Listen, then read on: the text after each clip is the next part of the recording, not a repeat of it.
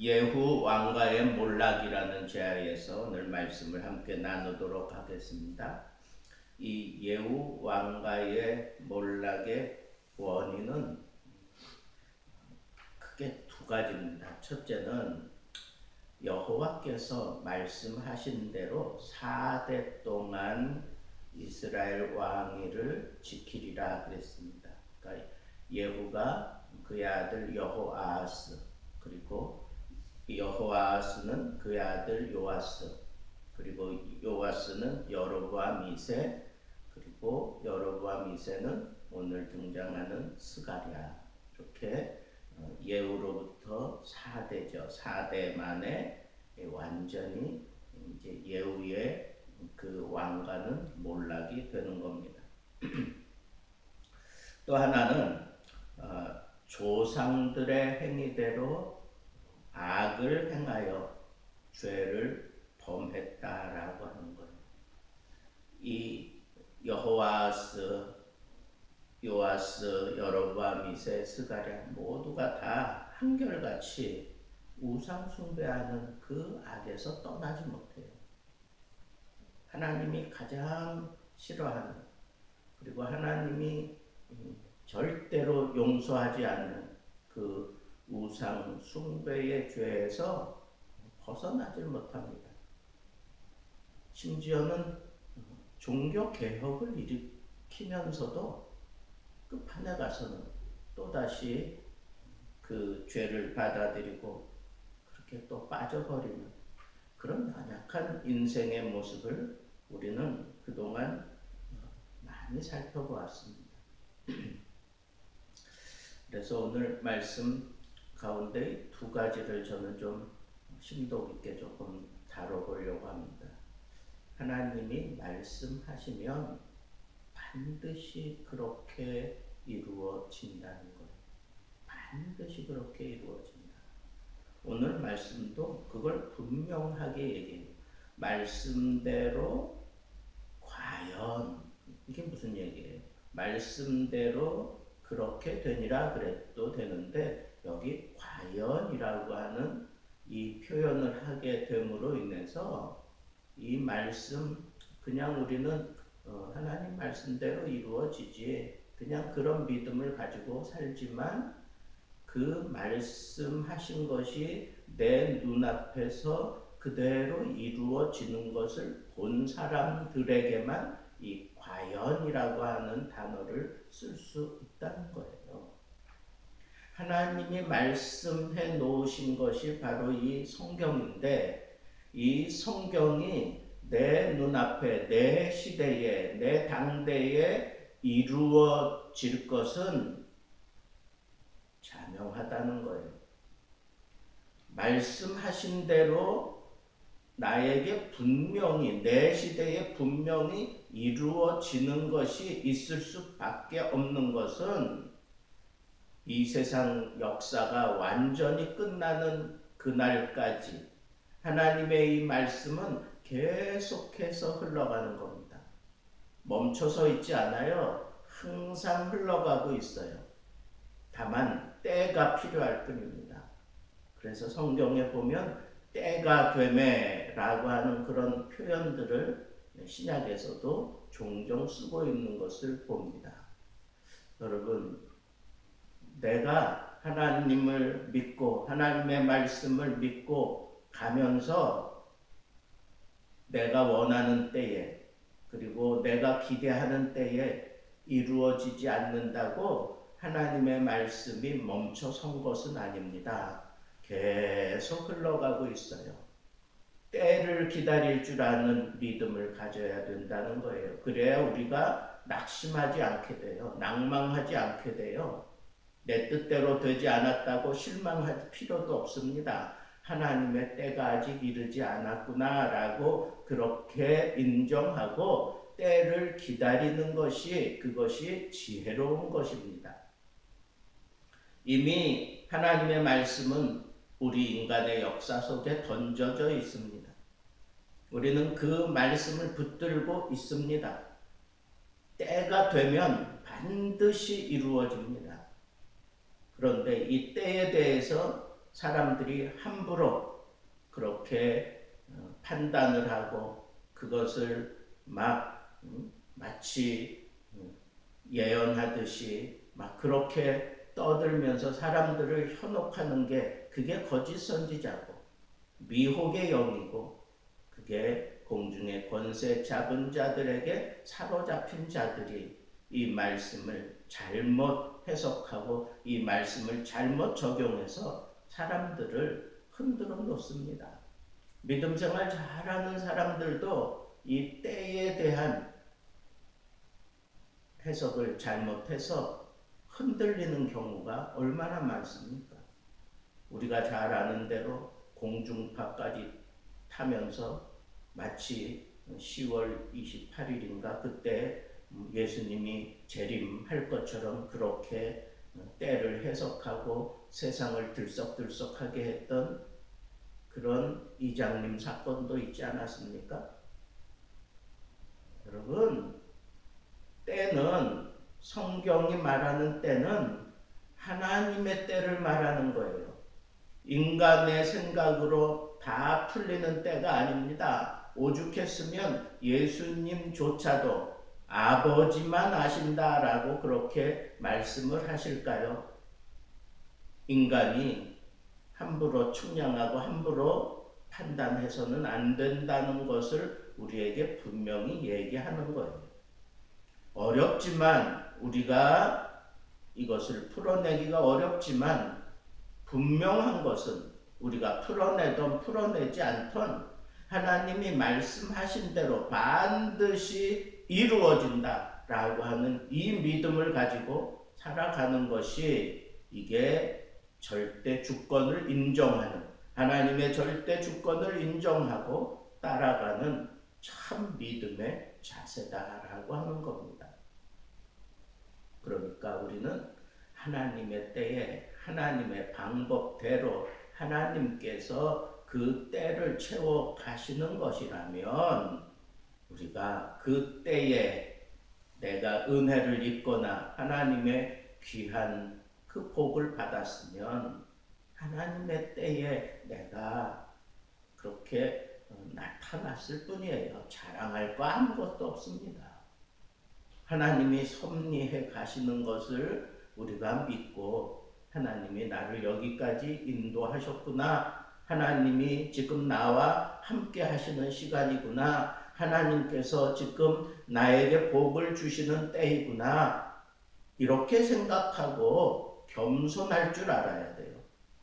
또 우리의 상황이 힘들고 어려우면 하나님이 나에게 이 고생의 물을 먹게 하시는 때구나. 왜? 하나님의 그 말씀하신 그 복된 때에 이르게 하시려고 나를 흔들어 깨끗게 하시는 그런 시기구나 라고 생각하고 우리는 그 하나님의 때에 맞추어 길을 걸어갈 뿐이라고 생각할 줄 아는 좀 넉넉한 믿음이 필요하다는 거예요. 이런 때를 기다리는 믿음을 가지고 있는 사람들은 어떤 난관 속에서도 절대로 좌절하거나 낭망하지 않습니다. 왜? 반드시 이 고난의 길을 걷고 난 이후에는 하나님께서 나에게 분에 넘치는 그런 영광으로 나를 세우시고 품어 안아 주시는 때를 우리에게 허락하셨기 때문에 나는 믿음으로 나아갈 뿐입니다.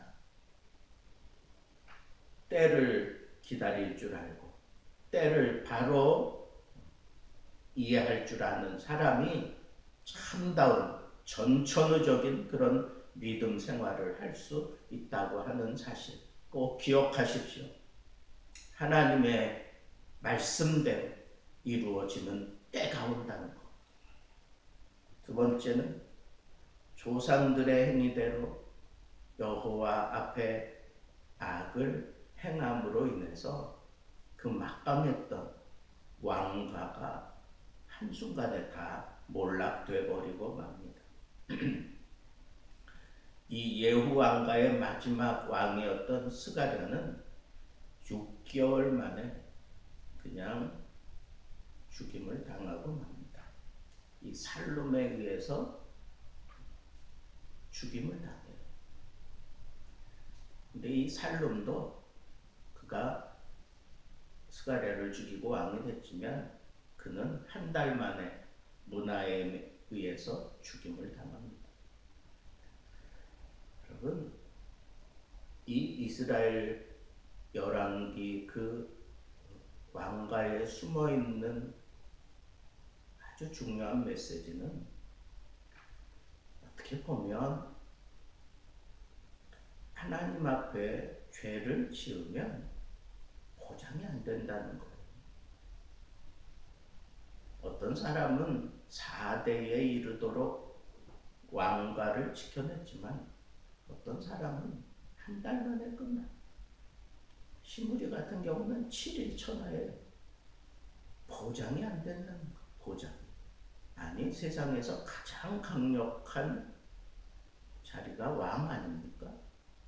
그런데 그 강력한 자리에 앉아 있으면서도 보장이 안 된다는 거예요. 보장이. 여러분, 뭐 하려고 그렇게 왕이 되려고 뭐 애를 쓰고 뭐 발악을 하고 그러는 겁니까? 보장이 되질 않는데 불안해서 어떻게 살겠어요? 성경 말씀에 의인은 사자가 쫓아올지라도 담대하다 그랬어요. 근데 악인은 누가 쫓아오는 사람도 없는데 늘 도망다닌다 그랬어요. 죄라는 게 그런 거예요. 죄라는 게 그래요. 더군다나 하나님 앞에 죄를 저지르고 사는 사람이다? 그건 정말 바람에 나는 갈대 정도가 아닙니다. 그냥 언제 없어질지 모르는 안개와 같아요. 죄에 대해서 좀 심각성을 가져야 된다는 거예요. 왕도 보장될 수 없는 이 죄가 우리를 그렇게 현혹하는 것. 이 죄를 지으면 지금 당장 일확천금을 할 수 있고 이 죄를 내가 슬쩍 눈 감아 주고 마면 내 삶이 평안해지고 아주 탄탄한 대로가 열릴 것 같은 순간적으로 그런 환상이 우리 가운데 우리를 유혹하지만 여러분, 죄를 지어보세요. 그때부터는 보장이 안 돼요. 보장이 안 됩니다. 아무리 돈 많이 벌면 뭐예요? 아무리 훌륭한 지위를 얻으면 뭐예요? 내가 이 세상 모든 것을 다 가졌다라고 생각 듭니까? 그런데 그것이 죄로 말미암아 죄와 함께 쌓아 올린 성이라면 보장할 수 없다는 거예요. 약한 바람에도 와르르 무너질 수 있고 튼튼하게 뭐 여러 사람들과 공동 모의해가지고 쌓아 올렸다고 할지라도 하나님이 땅 한 번 슬쩍 잡고 흔들어 버리면 그냥 와르르 무너지는 거예요. 여러분, 우리 살면서 꼭 명심할 거 이겁니다. 죄는 나를 피곤하게 하고 죄는 나를 불안하게 하고 죄는 절대로 나를 보장할 수 없다라고 하는 이 사실을 명심해야 돼요. 이 사실을 우리가 꼭 명심하고 살아야 됩니다. 우리가 살아가는 세상 가운데 이 죄를 짓지 않고는 사실은 뭐 사업도 할 수가 없을 것 같고 꼭 죄와 더불어 먹고 마셔야 어떤 관계가 유지될 수 있고 뭔가 뭐 길이 트일 수 있고 같고 지금 우리가 사는 세상이 그렇잖아요. 그래도 하나님이 붙잡고 쓰는 사람, 죄를 거부하는 사람이 힘들지요. 죄 안 짓고 살 수 없을 만큼 그런 힘든 세월을 우리가 살아가고 있지요. 그래도 하나님 앞에 하나님, 내 이 죄는 지울 수 없습니다. 당장 다 무너질 것 같지만 그래도 나는 이 죄를 거부할 겁니다. 하나님, 나를 책임져 주십시오. 그렇게 하나님 앞에 당대하게 나아가서 그렇게 외치는 겁니다. 그리고 하나님의 뜻을 기다리는 겁니다.